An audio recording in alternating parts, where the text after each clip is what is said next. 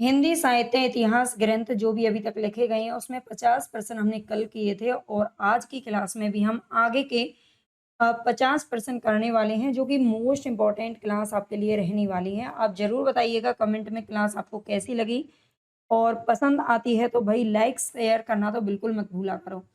ठीक है, पहला क्वेश्चन है आज का हमारे यहाँ पर इतिवृत्त और आलोचना का संवेद रूप होने से।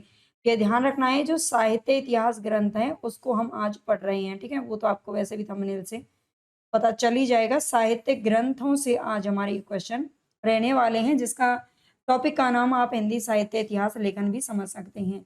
इतिहास और आलोचना का संवेद रूप होने से वह इतिहास आज भी प्रकाश स्तंभ बना हुआ है। इस कथन में जिस इतिहास की ओर संकेत किया गया है, उसके लेखक कौन है? इतिवृत्त और आलोचना का संवेद रूप होने से वह इतिहास आज भी सबसे ज़्यादा जो ऑथेंटिक सबसे ज़्यादा जिस पर हम प्रामाणिक और विश्वास करते हैं, वो कौन-सा है? तो ये है आचार्य रामचंद्र शुक्ल जी का इतिहास, जो कि 1929 ईस्वी में प्रकाशित हुआ था हिंदी साहित्य का इतिहास नाम से। और ये किताब आपके लिए पढ़ना बेहद ज़रूरी है। अगर आपके पास नहीं है तो खरीद लीजिए। नहीं खरीदना चाहते हैं और आप सिस्टमैटिक तरीके से पूरा पढ़ना चाहते हैं, तो आप हमारी शुक्ल सीरीज़ अभी चल रही है जिसमें हम लगभग अभी भक्ति काल पर चल रहे हैं। केवल और केवल ₹199 में ये एप्लीकेशन से जाकर के ले सकते हैं जिसमें आपको शुक्ल जी और बच्चन जी दोनों को पढ़ाया जाना है। साहित्य आत्म अभिव्यक्ति जीवन की अभिव्यक्ति है। साहित्य की ये परिभाषा किसने दी है? तो 52 में हमारा राइट ऑप्शन क्या हो जाएगा? डॉक्टर नगेंद्र। ठीक है, साहित्य आत्म अभिव्यक्ति जीवन की अभिव्यक्ति है। ये साहित्य की परिभाषा दी है डॉक्टर नगेंद्र जी ने। साहित्य मनुष्य के भावों और विचारों की समष्टि है। ये किसका कथन है? साहित्य मनुष्यों के भावों और विचारों की समष्टि है। तो यहाँ पर हमारा सही ऑप्शन क्या हो जाएगा 53 में? महावीर प्रसाद द्विवेदी, ठीक है? महावीर प्रसाद द्विवेदी जिन्होंने आदिकाल को बीज वपन काल की संज्ञा दी है और ये द्विवेदी युग का जो नामकरण है वो भी महावीर प्रसाद द्विवेदी जी के नाम पर होता है। A dictionary of English and Hindustani के लेखक कौन है? A dictionary of English and Hindustani. तो ये जो पुस्तक है वो किसके द्वारा लिखी गई है? राइट ऑप्शन हमारा हो जाएगा जॉन गिलक्राइस्ट। ये वही जॉन गिलक्राइस्ट हैं जो 1800 ईस्वी में फोर्ट विलियम कॉलेज की स्थापना हुई थी। फोर्ट विलियम कॉलेज में हिंदी विभाग के प्रिंसिपल या फिर प्रधानाध्यापक यही रहे थे। ठीक है, यहाँ पर देख लीजिए जॉन बार्थविक गिलक्राइस्ट, ठीक है? ये इनका पूरा नाम है जॉन बार्थविक गिलक्राइस्ट। इनको 1800 ईस्वी में हिंदुस्तानी विभाग के अध्यक्ष के रूप में नियुक्त किया गया था। ठीक है, याद रखना है। और ये जो पुस्तक है वो 1787 ईस्वी में लिखी गई और इसके अलावा हिंदुस्तानी ग्रामर के नाम से भी इन्होंने एक कृति लिखी थी 1796 में। नेक्स्ट है क्वेश्चन यहाँ पर निम्न में से कौन सी रचनाएं जो मिस्र बंधुओं द्वारा रचित नहीं है? अगर ये क्लास देखिए आपको अच्छी लगती है तो प्लीज कंजूसी मत किया करो। सारे बच्चे कमेंट करके जरूर बताया करो, लाइक सब्सक्राइब जरूर किया करो, ठीक है? इनमें से कौन सी रचनाएं जो मिस्र बंधुओं द्वारा रचित नहीं है? तो यहाँ पर हमारा 55 में राइट ऑप्शन क्या हो जाएगा? पृथ्वी कल्प हो जाएगा। बूंदी वारिस, भारत विनय और पुष्पांजलि मिस्र बंधुओं के द्वारा लिखा गया है। पृथ्वी कल्प कल्प किसकी है? तो ये गिरजा कुमार माथुर की रचना है। एशियाटिक सोसाइटी ऑफ बंगाल की पत्रिका के विशेषांक के रूप में निकलने वाला हिंदी साहित्य का इतिहास कौन सा है? एशियाटिक सोसाइटी ऑफ बंगाल में 1888 ईस्वी में ये पुस्तक है जो छपी थी और ये कौन सी है? The modern vernacular literature of Hindustan, जो कि किसके द्वारा लिखी गई है? ग्रियर्सन के द्वारा लिखी गई है। और ये इसकी जो भाषा है वो भी पूछी जाती है तो ये इंग्लिश भाषा में लिखी गई है, ठीक है? अंग्रेजी। नेक्स्ट है हमारा क्वेश्चन हिंदी काव्य धारा के संग्रहकर्ता साहित्यकार का नाम क्या है? हिंदी काव्य धारा के संग्रहकर्ता साहित्यकार का नाम क्या है? हिंदी काव्य धारा जो कि 1945 ईस्वी में ये पुस्तक संकलित की गई थी यानी कि ये प्रकाशित हुई थी और इसके जो संग्रहकर्ता हैं वो कौन है? महापंडित राहुल सांकृत्यायन, ठीक है? 57 में बी ऑप्शन हमारा राइट हो जाएगा। नेक्स्ट है हिंदी साहित्य का वृहत इतिहास, इस इतिहास ग्रंथ का प्रकाशन किसने किया था? हिंदी साहित्य का वृहत इतिहास ये नागरी प्रचारणी सभा काशी के द्वारा किया गया था। काशी की स्थापना हुई थी 1893 ईस्वी में, याद रखना है, ठीक है? और वृहत इतिहास निकालने के लिए इन्होंने जो एक मतलब योजना बनाई थी कि इसे हम 18 भागों में प्रकाशित करेंगे, लेकिन इसके अभी तक 16 भाग है जो पूरे हो चुके हैं और 17वां भाग अधूरा प्रकाशित हुआ है। हिंदी भाषा का विकास किसकी रचना है? हिंदी भाषा का विकास किसकी रचना है? राइट ऑप्शन हमारा हो जाएगा डॉक्टर श्याम सुंदर दास। ठीक है, डॉक्टर श्याम सुंदर दास की रचना का नाम है हिंदी भाषा का विकास। नेक्स्ट है हमारा क्वेश्चन, विभिन्न इतिहास ग्रंथों की अगर बात करें तो भारतीय साहित्य के इतिहास की समस्याएं। भारतीय साहित्य, ये भारतीय है, थोड़ा सा मिस्टेक है। भारतीय साहित्य के इतिहास की समस्या 1987 में रामविलास शर्मा जी ने लिखा है। हिंदी साहित्य का इतिहास डॉक्टर नगेंद्र ने इसका संपादन किया था 1973 ईस्वी में। ठीक है, याद रखना है। साहित्य का इतिहास दर्शन डॉक्टर नलिन विलोचन शर्मा। हिंदी साहित्य का विवेचनात्मक इतिहास 1930 ईस्वी में लिखा है सूर्यकांत शास्त्री जी ने। आधुनिक हिंदी साहित्य का इतिहास 1934 में लिखा है कृष्ण शंकर शुक्ल जी ने। मॉडर्न हिंदी लिटरेचर 1939 में डॉक्टर इंद्रनाथ मदान के द्वारा लिखा गया है। हिंदी साहित्य का दूसरा इतिहास 1996 में लिखा है बच्चन सिंह ने। राजस्थानी भाषा और साहित्य डॉक्टर मोतीलाल मिनारिया ने लिखा है। और हिंदी साहित्य का वैज्ञानिक इतिहास 1965 में डॉक्टर गणपति चंद्र गुप्त के द्वारा प्रकाशित प्रकाशन का समय है। ठीक है, हिंदी साहित्य का आधा इतिहास किसने लिखा है तो 2003 में सुमन राजे के द्वारा लिखा गया है। ठीक है, और हिंदी साहित्य का जो मौखिक इतिहास है ये किसके द्वारा लिखा गया है तो नीलाभ के द्वारा लिखा गया है। ठीक है, नीलाभ के द्वारा लिखा गया है, याद रखना है अच्छे से। नेक्स्ट क्वेश्चन की बात करते हैं यहाँ पर, एक सेकंड रखिए भाई। नेक्स्ट है हिंदी साहित्य का मौखिक इतिहास, नीलाभ ने लिखा है। नेक्स्ट है क्वेश्चन यहाँ पर, नागरी प्रचारणी सभा द्वारा प्रकाशित हिंदी साहित्य का वृहत इतिहास के द्वितीय भाग का शीर्षक क्या होगा। नागरी प्रचारणी सभा द्वारा प्रकाशित हिंदी साहित्य का जो वृहत इतिहास निकालने की योजना बनाई थी, इसका पहला जो भाग था वो हिंदी साहित्य की पीठिका नाम से प्रकाशित हुआ था। ठीक है, हिंदी साहित्य की पीठिका नाम से। और दूसरा जो इसका दूसरा जो भाग प्रकाशित हुआ था ये किस नाम से प्रकाशित हुआ था तो हिंदी भाषा का विकास नाम से। ठीक है, 60 में हमारा ए ऑप्शन सही हो जाएगा, हिंदी भाषा का विकास। और ये डॉक्टर धीरेन्द्र वर्मा के द्वारा प्रकाशित किया गया था, याद रखना है। नेक्स्ट हमारा क्वेश्चन, काल प्रवृत्ति का निर्णय प्राप्त ग्रंथों की संख्या द्वारा निर्णीत नहीं किया जा सकता बल्कि उस काल की मुख्य प्रेरणादायक वस्तु के आधार पर ही हो सकता है, ये कथन किसका है। काल प्रवृत्ति का निर्णय प्राप्त ग्रंथों की संख्या के द्वारा, मतलब जो ग्रंथ किसी काल में प्राप्त होते हैं उनकी संख्या से उसका निर्णय नहीं किया जा सकता बल्कि उसकी विषय वस्तु के आधार पर होता है। तो यहाँ पर हमारा सही ऑप्शन हो जाएगा हजारी प्रसाद द्विवेदी। हजारी प्रसाद द्विवेदी का कथन है। नेक्स्ट क्वेश्चन है, इतिहास का इतिवृत्तात्मक लेखन सबसे पहले मिस्र बंधुओं के विनोद में पाया जाता है। मिस्र बंधु विनोद में ये उक्ति किसके द्वारा लिखी गई है तो 62 में हमारा सही ऑप्शन क्या हो जाएगा बी, डॉक्टर रामकुमार वर्मा ने कहा है। ठीक है, डॉक्टर रामकुमार वर्मा जी का कथन है। नेक्स्ट हमारा क्वेश्चन यहाँ पर, हिंदुस्तानी को सर्वप्रथम हिंदी किस विद्वान ने कहा था। हिंदुस्तानी को सर्वप्रथम हिंदी किस विद्वान ने कहा है तो 63 में हमारा राइट ऑप्शन क्या होगा जॉन गिलक्राइस्ट, वही जो फोर्ट विलियम में हिंदी विभाग के अध्यक्ष बने हैं। मैं इस्लाम के महत्व को भूल नहीं रहा हूँ लेकिन जोर देकर ये कहना चाहता हूँ कि अगर इस्लाम नहीं आया होता तो भी इस साहित्य का 12 आना वैसा ही होता जैसा कि आज है।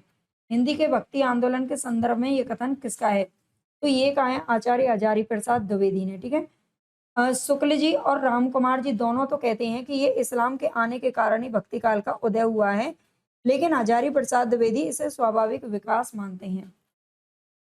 नेक्स्ट क्वेश्चन की अगर बात करें तो रीति काल को सर्वप्रथम श्रृंगार काल नाम रखने का सुझाव किसने दिया था। रीति काल को सर्वप्रथम श्रृंगार काल नाम रखने का सुझाव किसने दिया था तो यहाँ पर हमारा 65 में राइट ऑप्शन क्या हो जाएगा आचार्य रामचंद्र शुक्ल ने दिया था। हालांकि जो इसका नाम है ये आचार्य विश्वनाथ मिश्र के द्वारा रखा गया था, लेकिन सुझाव की अगर बात करें तो रामचंद्र शुक्ल जी ने दिया था। ठीक है, और विश्वनाथ त्रिपाठी के द्वारा ये नामकरण है जो किया गया। गारसादा तासी के इतिहास ग्रंथ इस्तवार दला लिटरेच्यूर इंदोई हिंदुस्तानी का दूसरा संस्करण कब प्रकाशित हुआ था। दूसरे संस्करण की बात कर रहा है, पहला संस्करण इसका 1839 ईस्वी में प्रकाशित होता है, लेकिन जो दूसरा संस्करण है ये आता है 1871 ईस्वी में। ठीक है, याद रखना है 1839 में प्रकाशित होता है पहला संस्करण, जो 2 भागों में प्रकाशित होता है। कितने 2 भागों में प्रकाशित होता है, याद रखना है 1839 और 1842 2 भागों में ये आता है। और इसके भी 5 भागों में कुल मिलाकर के प्रकाशित हुआ था। 1871 में इसका दूसरा संस्करण आया था, याद रखना है। और ये 3 भागों में प्रकाशित हुआ था दूसरा संस्करण। नेक्स्ट क्वेश्चन की बात करें तो रामचंद्र शुक्ल के अनुसार शिव सिंह सरोज में गिनाए गए ग्रंथ कौन कौन से हैं? शिव सिंह सरोज में गिनाए गए ग्रंथ इनमें से कौन से हैं? तो राम सतसई और कड़का रामायण, दुआवली और कवित रामायण का जिक्र शिव सिंह सरोज में नहीं है, इन दोनों का जिक्र मिलता है, तो ए ऑप्शन राइट हो जाएगा। नेक्स्ट हमारा क्वेश्चन है, किस इतिहास लेखक ने अपने इतिहास ग्रंथ में लगभग 5000 कवियों का विवरण दिया है? तो लगभग 5000 हैं, लेकिन ये 4591 टोटल कितने थे? 4591 मतलब 4600 हो गए। ठीक है, तो इन इतने कवियों का विवरण किसने दिया है? तो ये मिस्र बंधुओं ने दिया है। ठीक है, जो कि इनका जो ग्रंथ था वो 4 भागों में प्रकाशित हुआ था। 1913 में 3 भाग और 1934 में चौथा भाग प्रकाशित हुआ था। नेक्स्ट क्वेश्चन है हमारा, शुक्ल जी के इतिहास ग्रंथ में कालों के नामकरण का आधार क्या रहा है? शुक्ल जी के इतिहास ग्रंथ में कालों के नामकरण का जो आधार है ये रहा है युग प्रवृत्ति।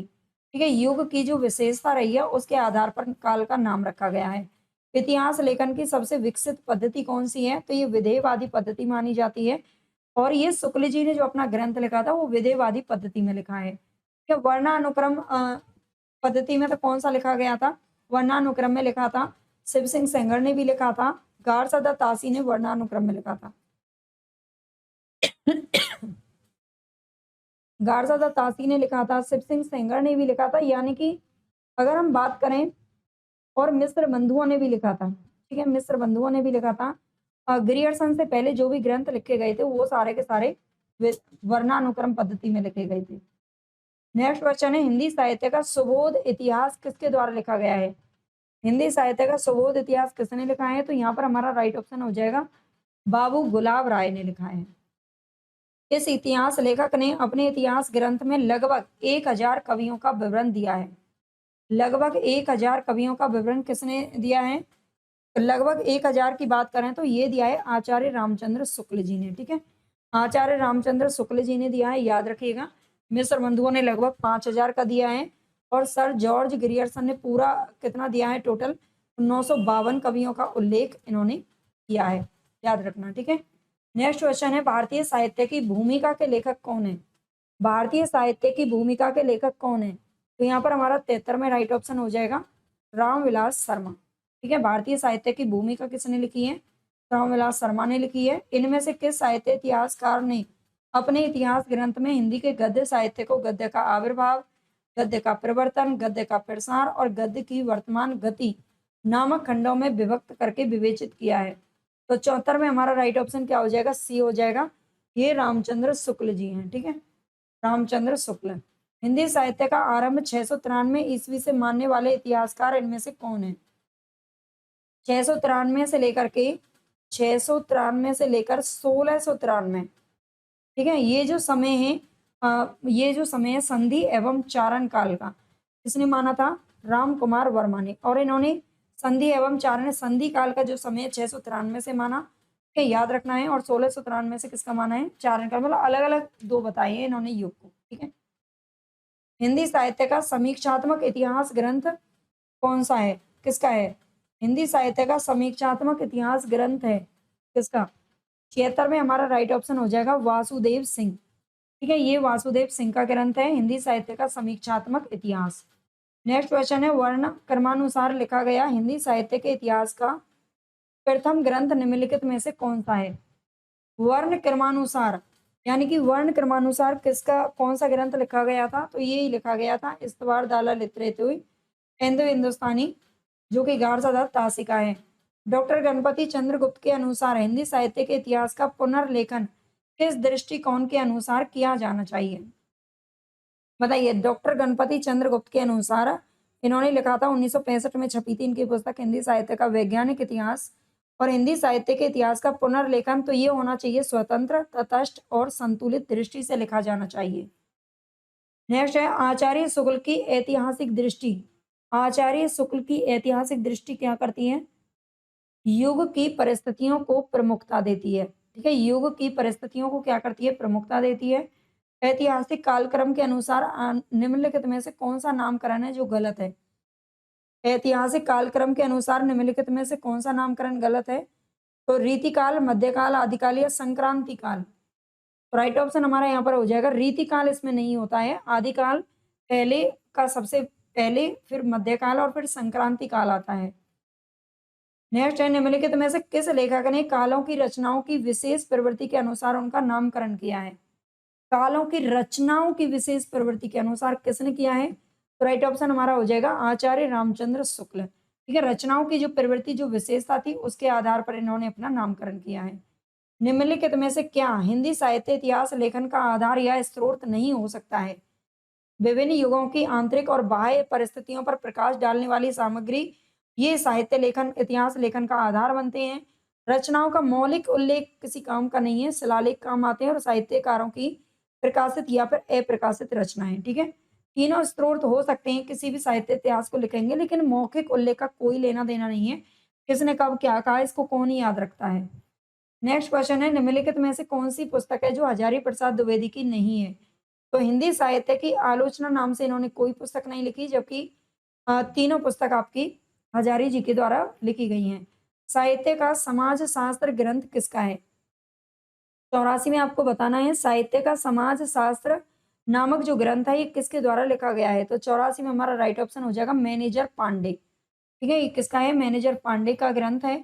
नेक्स्ट है, ज्ञान राशि के संचित कोष का नाम साहित्य है। साहित्य के संदर्भ में ये किस मनीषी का कथन है? ज्ञान राशि के संचित कोष का नाम क्या है? साहित्य है। साहित्य के संदर्भ में किस मनीषी का कथन है? तो 85 में हमारा राइट ऑप्शन हो जाएगा पंडित महावीर प्रसाद द्विवेदी। ठीक है, महावीर प्रसाद द्विवेदी हो जाएगा। नेक्स्ट है, हिंदी साहित्य के इतिहास का काल विभाजन करने वाले प्रथम इतिहासकार कौन है? हिंदी साहित्य के इतिहास का काल विभाजन करने वाले प्रथम इतिहासकार कौन है? तो राइट ऑप्शन हमारा यहाँ पर 86 में कौन सा हो जाएगा? जॉर्ज ग्रियर्सन हो जाएगा। ठीक है, सबसे पहले जो काल विभाजन किया था तो ये जॉर्ज ग्रियर्सन ने किया था अपने ग्रंथ में। उससे पहले तो सब लोग वर्णानुक्रम पद्धति पर चल रहे थे। नेक्स्ट है क्वेश्चन, कविता कौमुदी के संग्रहकर्ता कौन है? कविता कौमुदी के संग्रहकर्ता कौन है? तो राइट ऑप्शन हमारा यहाँ पर क्या हो जाएगा? राम नरेश त्रिपाठी। ठीक है, राम नरेश त्रिपाठी। और इस गीत में, इसमें 15,000 प्लस 15,000 से भी अधिक लोक गीतों का संग्रह है इसके अंदर। ठीक है, कविता कौमुदी में लोक गीतों का संग्रह किया गया है, ये याद रखना है, 15,000 से भी ज्यादा। मिश्र बंधुओं के अनुसार हिंदी का प्रथम ब्रज भाषा का कवि कौन है? मिश्र बंधुओं के अनुसार, देखिए ये तो है इनका गद्य कवि। ठीक है, प्रथम गद्य कवि किसको माना है? गोरखनाथ को माना है। और ब्रज भाषा का जो कवि है वो किसको माना है? तो ये सारंगधर को माना है, याद रखना। ठीक है, सारंगधर को माना है। नेक्स्ट क्वेश्चन है, आदिकालीन हिंदी साहित्य की पृष्ठभूमि ग्रंथ किसका है? 89 में आपको बताना है सही ऑप्शन क्या होगा हमारा? आदिकालीन हिंदी साहित्य की पृष्ठभूमि, ये ग्रंथ किसके द्वारा लिखा गया है 89 में? तो राइट ऑप्शन हमारा हो जाएगा यहाँ पर सी, डॉक्टर राममूर्ति त्रिपाठी। ठीक है, डॉक्टर राममूर्ति त्रिपाठी का है। निम्नलिखित में से किस रचनाकार ने अपना लेखन गद्य तक ही सीमित रखा था? गद्य तक ही सीमित किसने रखा? तो ये मुंशी प्रेमचंद ने रखा है ना। इन्होंने केवल गद्य में उपन्यास, कहानियां, नाटक, यही सब कुछ लिखा था, है ना, काव्य रचनाएं नहीं की थी। नेक्स्ट है, हिंदी साहित्य का संक्षिप्त इतिहास ग्रंथ किसका है? हिंदी साहित्य का संक्षिप्त इतिहास ग्रंथ किसका है? तो 91 में हमारा राइट ऑप्शन क्या होगा भाई? हिंदी साहित्य का संक्षिप्त इतिहास। तो राइट ऑप्शन हमारा हो जाएगा विश्वनाथ त्रिपाठी। ठीक है, विश्वनाथ त्रिपाठी जी का लिखा गया है 1994 ईस्वी में। मच्छर खा रहे हैं, बाहर चलिए। जैसे पुराना चावल ही बड़े आदमियों के खाने योग्य समझा जाता है, वैसे ही अपने समय से कुछ पुरानी पड़ी हुई परंपरा के गौरव से युक्त भाषा ही पुस्तक रचने वालों के व्यवहार योग्य समझी जाती थी। रामचंद्र शुक्ल का ये कथन हिंदी साहित्य का इतिहास के आदिकाल के किस प्रकरण में है? अभी मैंने कल परसों ये जो क्लास ली थी शुक्ल जी की, है ना, वो तो उसमें बताया भी था कि ये वाला क्वेश्चन पूछा जाता है। ठीक है, ये प्रकरण 4 के अंदर है जिसमें फुटकल रचनाएं दी गई हैं। ठीक है, ये प्रकरण 4 जो है ना, ये चारों के चारों आपको याद रखने चाहिए। सबसे पहले प्रकरण फर्स्ट में सामान्य परिचय दिया गया है, प्रकरण 2 में अपभ्रंश काव्य, और प्रकरण 3 में देश भाषा काव्य, और प्रकरण 4 में फुटकल रचनाएं। ठीक है, ये इस तरह से क्रम पूछ लिया जाता है। ग्रियर्सन कृत द मॉडर्न वर्नाक्यूलर, ये जो ग्रंथ है इसका हिंदी अनुवाद किसने किया था? तो हिंदी अनुवाद करने वाले हैं डॉक्टर किशोरी लाल गुप्त जी। ठीक है, हिंदी डॉक्टर किशोरी लाल गुप्त ने किया था और इन्होंने सच्चे अर्थों में इसी को प्रथम जो हिंदी साहित्य ग्रंथ है उसको माना है। आंग्ल भाषा में लिखा गया हिंदी साहित्य का इतिहास कौन सा किसने लिखा है? आंग्ल भाषा में लिखा गया हिंदी साहित्य का इतिहास किसके द्वारा लिखा गया है? तो 94 में हमारा राइट ऑप्शन हो जाएगा पादरी एडविन ग्रीव्स। ठीक है, इन्होंने अंग्रेजी भाषा में लिखा है, इनमें से आंग्ल भाषा में लिखा गया है। ठीक है, आगे है साहित्य जनता की चित्तवृत्ति का संचित प्रतिबिंब है। इस भाषा के सही इस पंक्ति के सही लेखक कौन है? इसका नाम है कुछ एडविन ग्रिव्स के उसका नाम है ना? वो जो कि आंग्ल भाषा में लिखा गया है, ये याद रखना। वैसे ग्रियर्सन का भी अंग्रेजी में लिखा गया था, लेकिन उनका कुछ नाम है यहाँ पर मिसप्रिंट हो गया है। साहित्य जनता की चित्तवृत्ति का संचित प्रतिबिंब है। ये इस पंक्ति के सही लेखक कौन है? भाई सही बताएंगे, गलत क्यों बताएंगे, है ना? गलत तो थोड़ा ही ना पूछता है कोई। तो राइट ऑप्शन हमारा क्या हो जाएगा यहाँ पर? रामचंद्र शुक्ल हो जाएंगे। ठीक है, शुक्ल जी, सी ऑप्शन हमारा राइट है। साहित्य मनुष्य की शक्ति, दुर्बलता, जय पराजय और जीवन मृत्यु की कथा है। ये किसका कथन है? 96 में हमारा राइट ऑप्शन क्या हो जाएगा? महादेवी वर्मा। ठीक है, इसमें सारे बच्चे रामचंद्र शुक्ल या महावीर प्रसाद द्विवेदी लगा सकते हैं, लेकिन ये महादेवी वर्मा की साहित्य की परिभाषाएं याद रखिएगा। साहित्य को जीवन की आलोचना का नाम देने वाले आलोचक कौन है? साहित्य को जीवन की आलोचना का नाम देने वाले आलोचक कौन है? तो 97 में हमारा राइट ऑप्शन हो जाएगा मुंशी प्रेमचंद। ठीक है, मुंशी प्रेमचंद सही हो जाएगा। साहित्य लेखन की सबसे दोषपूर्ण अविकसित पद्धति किसे माना गया है? तो जो सबसे पहले लिखी जा रही थी वर्णानुक्रम पद्धति। वर्णानुक्रम में अर्थ होता क्या है? जैसे कि किसी का नाम मान लीजिए अक्षर से शुरू होता है, किसी का नाम स से शुरू होता है, ठीक है, किसी का नाम ग से शुरू होता है, तो उसका हम सबसे पहले ग नाम वाले को लिख देंगे, फिर स नाम वाले को, फिर छ नाम वाले को। इस तरह से नाम नाम के आधार पर वर्ण अनुक्रम के आधार पर लिखते हैं। ठीक है, तो ये तो गड़बड़ है ना पूरी तरह से ही। मान लीजिए अमीर खुसरो है, सबसे पहले अमीर खुसरो को लिखा जाएगा, अ से शुरू हो रहा है। चंद बरदाई उसको तो बहुत बाद में लिखा जाएगा, है ना, क्योंकि उसका जन्म तो पहले हुआ था। इतिहास एक ऐसा दर्शन है जो दृष्टांतों के माध्यम से शिक्षा प्रदान करता है। ये कथन किस साहित्यकार का है? तो 99 में हमारा राइट ऑप्शन हो जाएगा प्रोफेसर कार्लाइल। ठीक है, प्रोफेसर कार्लाइल हो जाएगा। साहित्य इतिहास संरचना और स्वरूप किसका ग्रंथ है? साहित्य इतिहास संरचना और स्वरूप ये ग्रंथ किसने लिखा है? जिन्होंने आधा इतिहास लिखा है, हिंदी साहित्य का आधा इतिहास भी सुमन राजे ने लिखा है, और ये ग्रंथ भी इन्हीं का मिलता है। ठीक है, अगर आप ये पूरे हिंदी साहित्य के नोट्स लेना चाहते हो, है ना, तो आप हमें व्हाट्सएप पर यहाँ मैसेज कर सकते हो 8273842391। ठीक है, वैसे मैं जल्दी ही पूरे इसके सोच रही हूँ टीजीटी पीजीटी के कंप्लीट नोट्स ही तैयार कर दूं, है ना। उसमें काव्य शास्त्र और साहित्य तो पूरा है, बस संस्कृत ऐड करना बाकी है, देखते हैं। ठीक है, बाकी आप हिंदी साहित्य के नोट्स लेना चाहें तो आप पीडीएफ भी ले सकते हैं और ई बुक के रूप में भी ले सकते हैं, जो कि आपको एप्लीकेशन से मिल जाएगा। शुक्ल सीरीज आप ज्वाइन कर सकते हैं। भाई कम प्राइस में केवल मैं इसलिए आपको दे रही हूँ क्योंकि मेहनत तो बहुत ज़्यादा है और मुझे कुछ नहीं मिलता ना, बहुत मेहनत करनी पड़ती है दिन रात। लेकिन बस फ़र्क ये है ताकि कुछ बच्चों की हेल्प हो जाए, अच्छी बात है, और मेरी भी कुछ फाइनेंशियल हेल्प हो जाएगी। अगर आप लेना चाहें तो ले सकते हैं। जो आपको बड़े-बड़े कोचिंग्स में जो चीज़ें मिलती हैं वही मिलेगा सब कुछ। वो अलग बात है आप कितना विश्वास करते हो।